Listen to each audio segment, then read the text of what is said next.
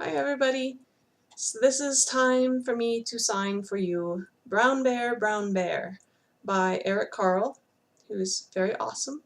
So I want to give him credit for this lovely story.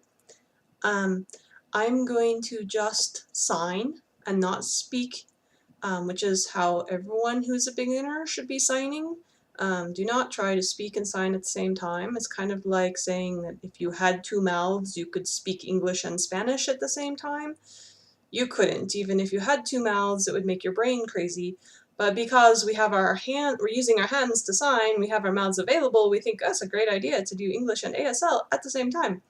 And you're actually asking your brain to speak two languages at once, which is a very advanced skill.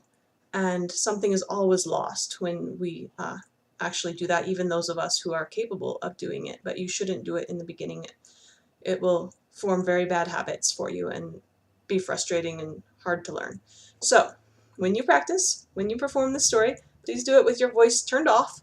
Just think about the signs. Eventually you might start detaching the English from the signs. That would be even better, but at this point if you think in English, that's fine, but don't speak. You might notice that there's a couple of pronoun things, like I'm going to use a sign called like this, which is a whole lot of eye stalks looking at me when I'm talking about all the animals looking at, all the children looking at someone. I didn't talk about that in the last video, so when you see this, it's just the directional verb for many eyes looking at me.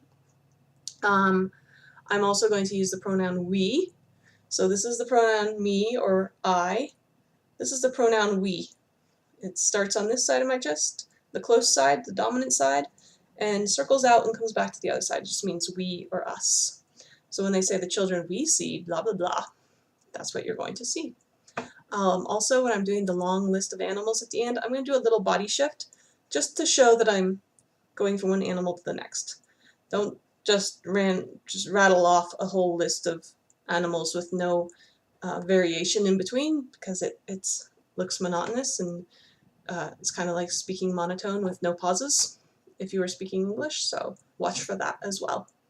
I'm going to try and remember the order of all of these, but I'm going to probably cheat by looking at my screen. So remember all the things I told you about eye gaze, and then if you see me looking off in a weird direction, like at the corner of my screen so I know what the next animal is, don't imitate that. Do the eye gaze I told you to do in the other video. Okay, here we go.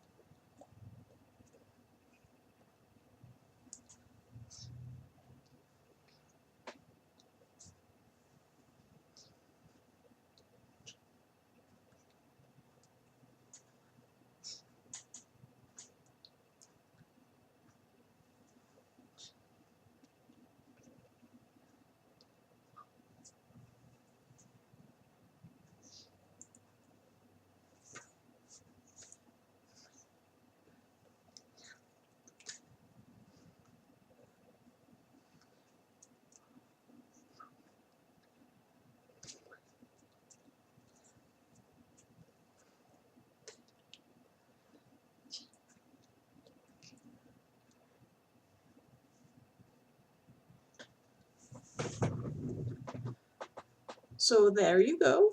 I realized there was another pronoun in there. You, plural, as in all of you children, what do you see, is instead of saying you say you, all of you.